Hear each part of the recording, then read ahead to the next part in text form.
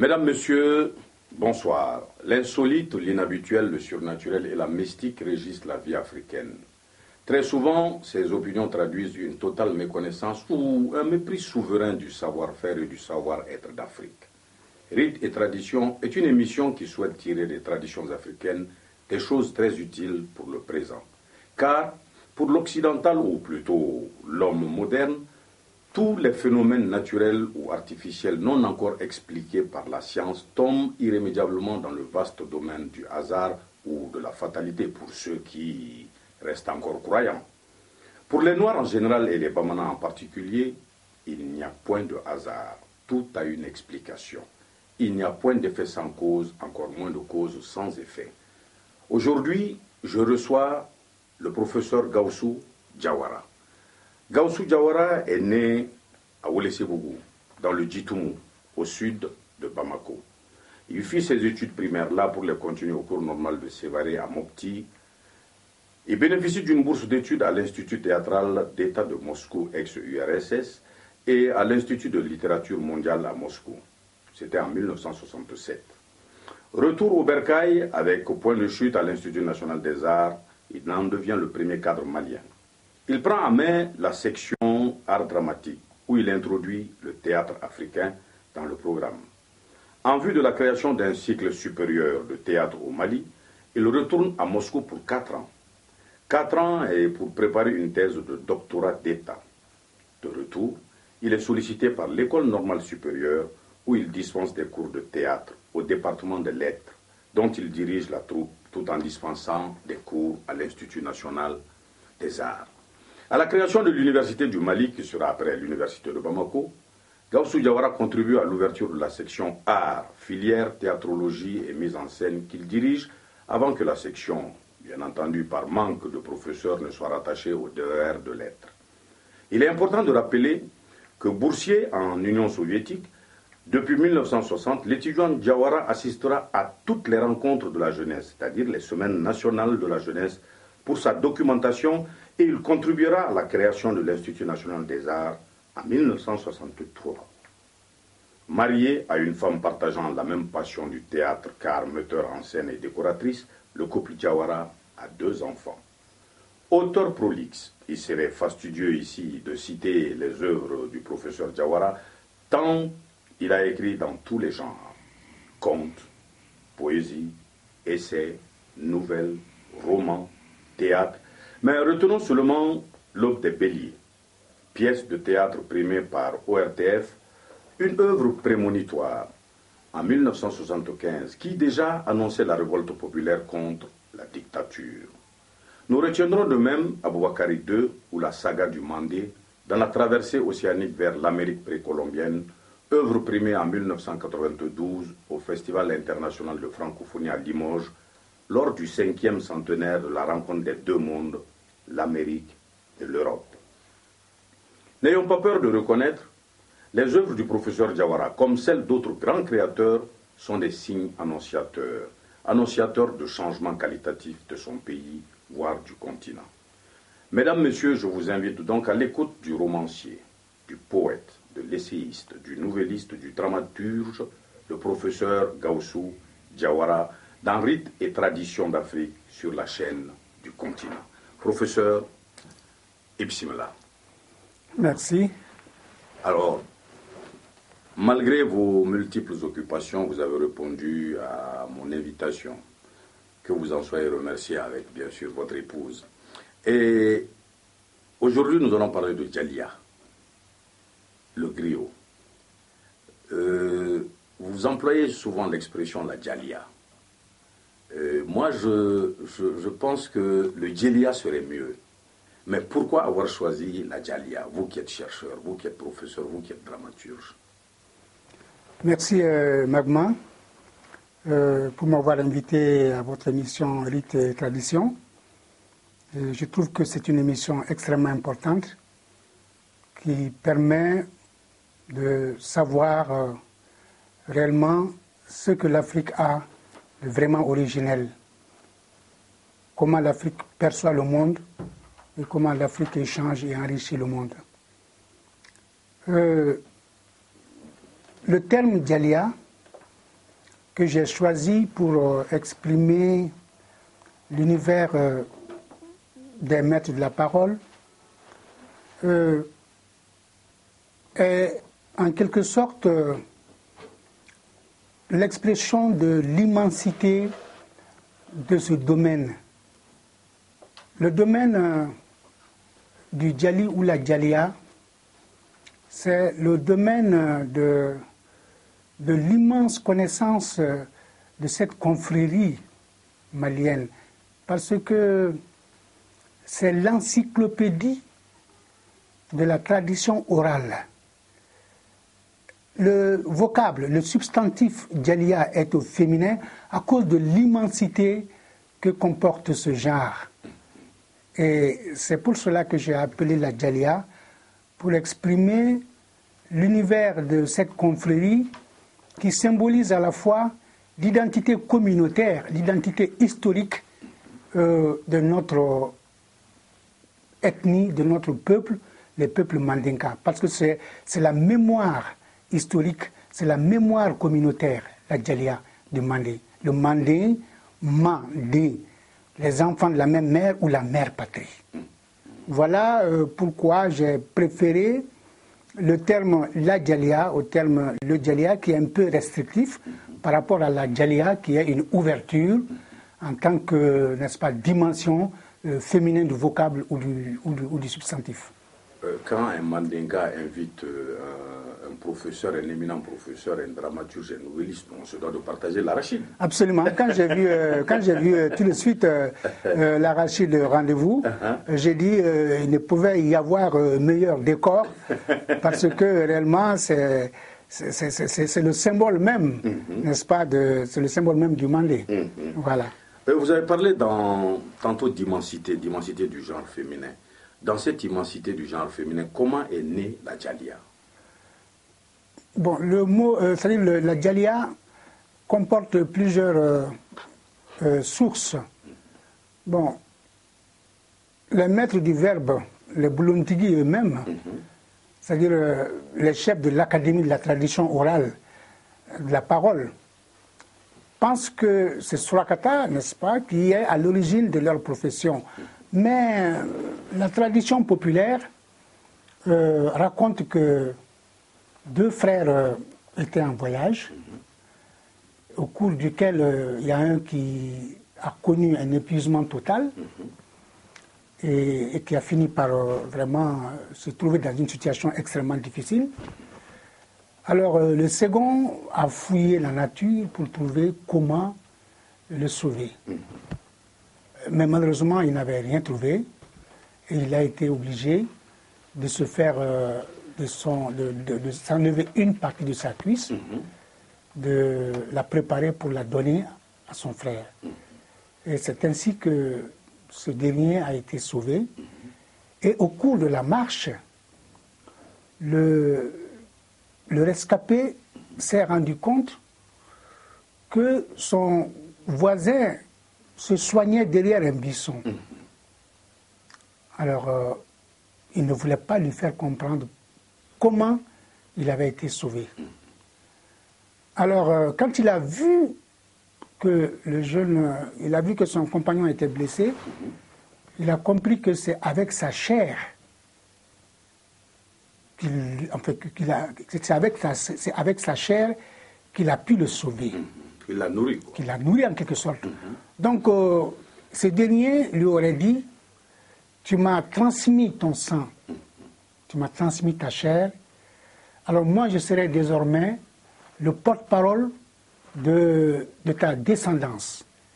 Alors, Yembalo i Djalila. Donc, désormais, je serai le Djali, c'est-à-dire, je contribuerai à l'entente dans le foyer de ta descendance. Désormais, je serai le porte-parole de sa descendance. Je serai le gardien de ta mémoire. Et c'est ainsi que la tradition a été instaurée entre les deux frères pour pérenniser la gratitude de l'un envers l'autre. Sinon, le griot est un horon avant d'être un nyamakala. C'était un Horon avant d'être Nyamakala. Le Nyamakala, c'est le médicament contre, en quelque sorte, le malheur.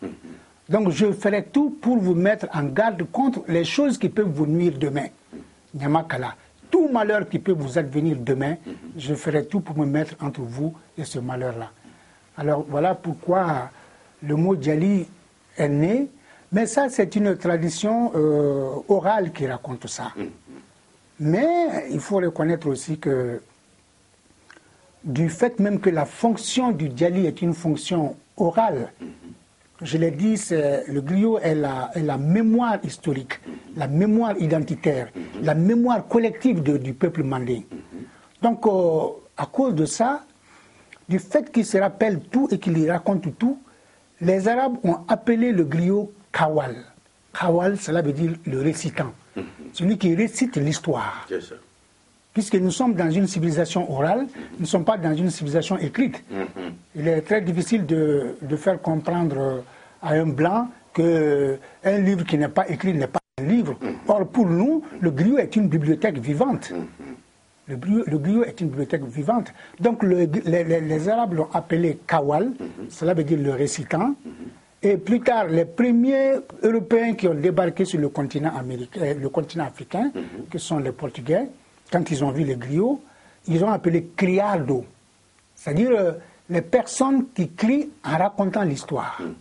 Parce qu'eux, ils lisent l'histoire dans les livres. Or ici, c'est l'histoire qui est racontée en criant. Alors vu l'importance du griot dans la société, c'est un personnage très craint. Les griots, les Français l'ont appelé le gris-gris. Parce que sa parole peut tuer, sa parole peut magnifier, sa parole peut humilier. Donc le griot ou le gris-gris. Alors maintenant, évidemment, quand on va en profondeur dans l'Afrique, si vous allez au Sénégal par exemple, les Gaoulo, ils appellent le griot Gaoulo. Les Wolofs appellent Gaoulo, c'est celui qui mémorise aussi. Celui qui mémorise aussi. Le mémorisant. Le mémorisant. Donc au Magma, voilà à peu près, je dirais, ce qu'on sait pour le moment de l'évolution du mot griot et de l'histoire de l'émergence de cette fonction dans la société traditionnelle mandingue. Alors, quand vous avez parlé de Surakata, ne serait-ce celui qui était le compagnon du prophète, là, paix soit sur lui? Exactement, exactement, c'est bien ça. C'est pour ce qui vous fait dire exactement. que le griot n'est pas né ex nihilo. Exactement, c'est bien ça. C'est qu'il a accompagné le prophète en lui rappelant toujours les hauts faits. Mais, vous savez, une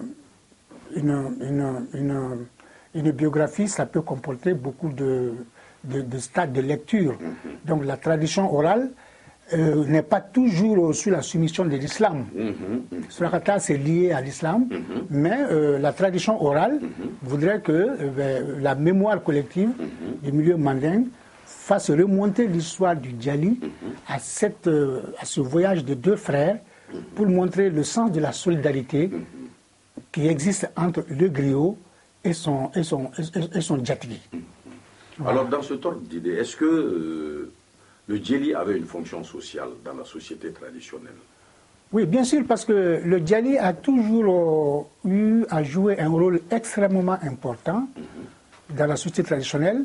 D'abord, le Djali, depuis le temps de l'Empire mandingue jusqu'au Soudan occidental, dans la gestion du pouvoir, le Djali avait 3 portefeuilles dans la gestion du pouvoir.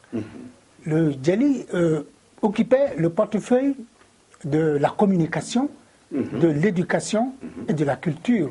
Parce que c'est lui qui s'occupait de l'éducation des princes et des princesses. C'est lui qui était le porte-parole du roi entre le peuple et le trône. Et en même temps, c'est lui qui se transportait en cas de conflit sur les terrains de bataille pour rendre compte de ce qu'il voyait par rapport au comportement des guerriers. Et c'était l'expression de la fidélité. Le griot, ce n'est pas quelqu'un qui raconte ce qu'il n'a pas vu. Il est la mémoire de l'histoire. Donc vous voyez, c'est sa mission historique-là qui fait de lui, en quelque sorte, la mémoire vivante même du Mali d'aujourd'hui. Quand Vous dites qu'ils se rendaient sur les champs de bataille. C'est un peu comme aujourd'hui les correspondants de guerre. C'est comme les correspondants de guerre. C'est comme les correspondants de guerre. Parce que les griots, c'est des personnalités qui étaient toujours les ambassadeurs en cas de conflit pour prévenir, n'est-ce pas, des dangers que les deux côtés pourraient quand même, auxquels les deux côtés se trouveraient confrontés. Quand il y avait un conflit, des nuages entre deux ethnies, deux clans, alors le roi envoyait le griot prévenir pour qu'on trouve rapidement une solution. Et le plus souvent, le griot revenait avec la solution tout trouvée, quoi. Donc le rôle du griot couvre tous les domaines de la vie sociale. Le baptême, c'est le griot. Oui. Les mariages, c'est le griot. Le griot, c'est l'acte civil même de la société traditionnelle. Les mariages, il en est le témoin. Les baptêmes, il en est le témoin. Même les funérailles, il en est le témoin. Et c'est lui qui fait passer l'homme dans l'immortalité. Oui. Parce que c'est grâce au dit du griot que l'homme devient immortel dans la conscience collective. Donc c'est une personnalité qui aujourd'hui se fait rare, aujourd'hui c'est dommage, mais qui mérite d'être vraiment étudiée et prise en compte parce que nous en avons énormément besoin. Alors, selon ce que vous nous avez raconté, la légende voulait que ce soit un frère qui se soit taillé une cuisse pour l'autre. Donc, à partir de là, celui-là est devenu griot. Celui qui a mangé la chair est devenu griot. Oui. Bon. Mais est-ce que maintenant, on est griot ou on devient griot? Bon, on est griot. On ne devient pas griot. On est griot parce que c'est, en quelque sorte, une famille. Il y a les grandes familles de griots aujourd'hui. Un Horon ne peut pas devenir griot, sauf si c'est tout simplement, il le fait par amitié. Mais c'est très rare qu'un Horon devienne griot. Le griot, c'est un artiste qui met le verbe au service du dit de l'histoire. Sinon, il n'est pas, c'est-à-dire que n'importe qui n'est pas griot. Voilà, donc cela, votre réponse m'amène à vous demander comment se dispensait l'enseignement dans la Djalia. La Djalia, comme je l'ai dit, est une fonction sociale qui s'apprend comme la fonction du médecin, comme la fonction de l'enseignant, de l'avocat. Donc, on ne vient pas à la Djalia comme ça. On suit une formation, un cheminement opérationnel. Il faut être formé pour être crédible sur le champ de la Djalia. Parce que les griots, je vous dis, c'est des gens très dangereux qui gardent la banque des données. La banque des données. Donc, ils veillent sur notre héritage. Ils veillent sur notre héritage et ils peuvent, en cas de dérapage, créer beaucoup de problèmes. Dans la mauvaise lecture, par exemple, de la vie d'un tel ou d'un tel personnage. C'est pour ça qu'ils veillent strictement sur, n'est-ce pas, la banque de données de tout un chacun. Donc, la famille, le jeune était envoyé à Djilibakoro d'abord. Il était envoyé à Djilibakoro. Le jeune griot était envoyé en séminaire, au petit séminaire, en Guinée à Djilibakoro. Alors ensuite, il allait au grand séminaire. Et après le grand séminaire, maintenant, il faisait un voyage initiatique dans différents centres, comme par exemple à Kita, auprès des grands Buluntigi, à Karaya et à Bandoma. Et sur la recommandation maintenant, le jeune griot pouvait postuler à une inscription à l'Institut de rhétorique de Kéla.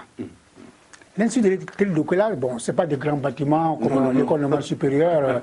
Vous savez, quand vous allez à Kéla, c'est une ville, une bourgade très coquette, avec les cases et tout. Alors les Mandinkas ont préféré respecter l'environnement, respecter les rivages, les fleuves, tout ce qu'il y a comme nature. Donc l'école est même dans la nature. Tout se fait dans le vestibule devant des professeurs.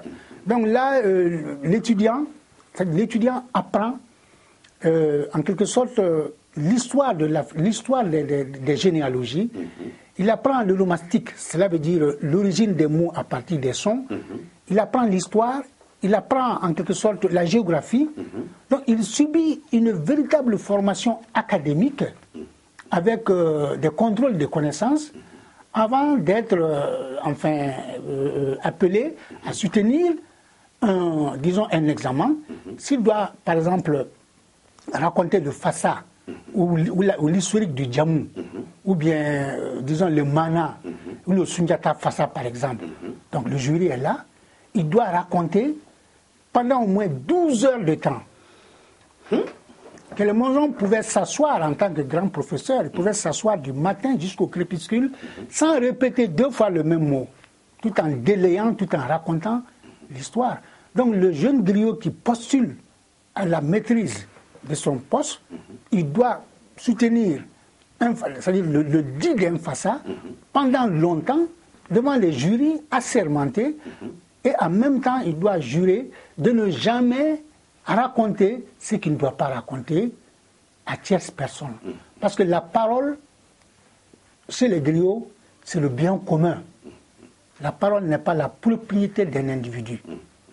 La parole, c'est le véhicule de la mémoire. Et ils sont les gardiens de cette mémoire. Le jeune griot doit faire le serment de ne jamais dévoiler ce qu'il ne doit pas dévoiler. Donc il doit rester fidèle à l'étiquette, à la déontologie de la Djalia.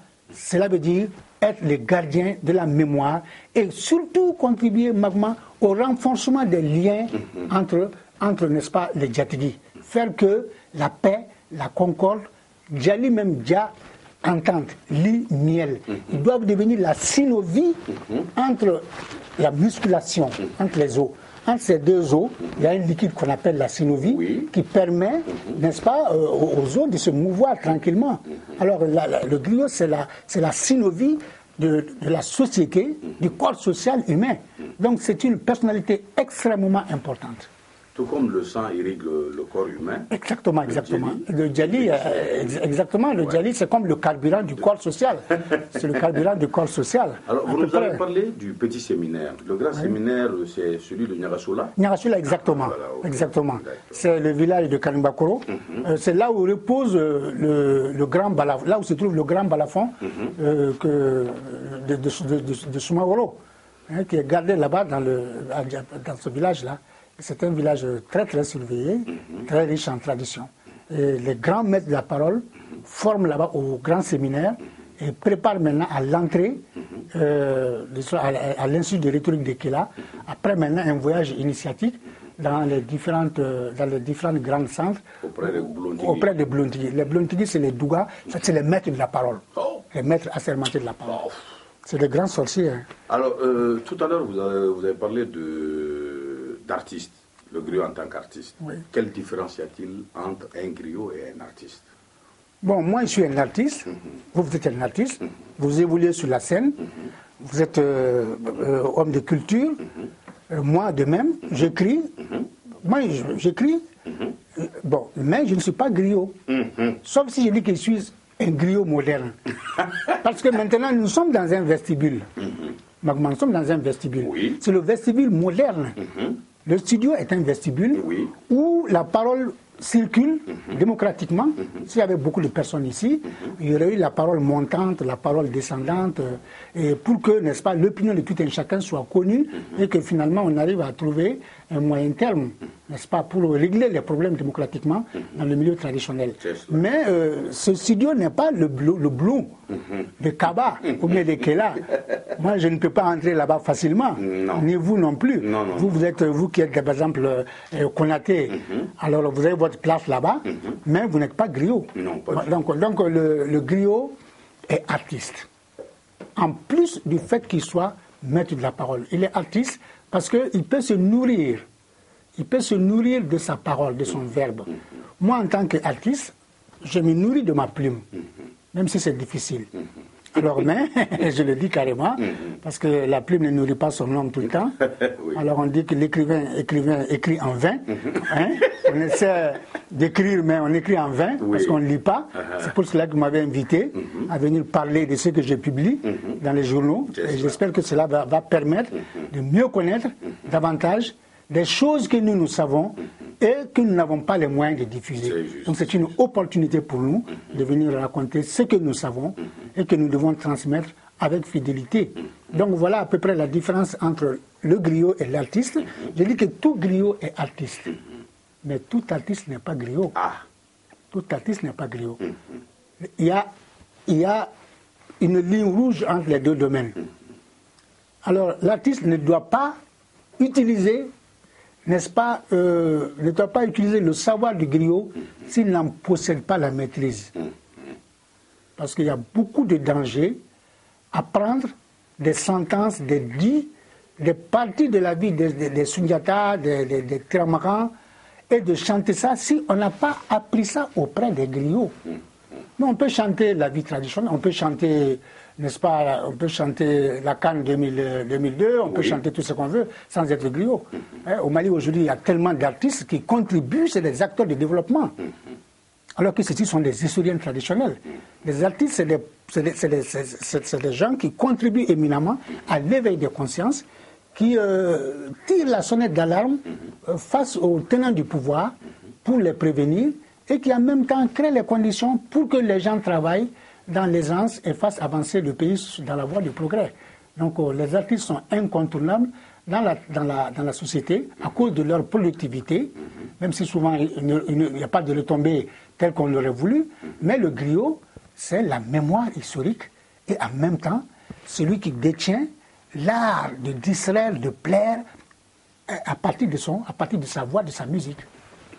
Merci beaucoup, professeur Diawara. Mesdames, Messieurs, vous qui êtes les fidèles téléspectateurs de Africable, la chaîne du continent, merci pour votre attention. À la joie de vous retrouver une autre fois, professeur. Bien sûr, mon cher Maouman, j'espère que c'est un premier pas. On va continuer le chemin. Merci beaucoup.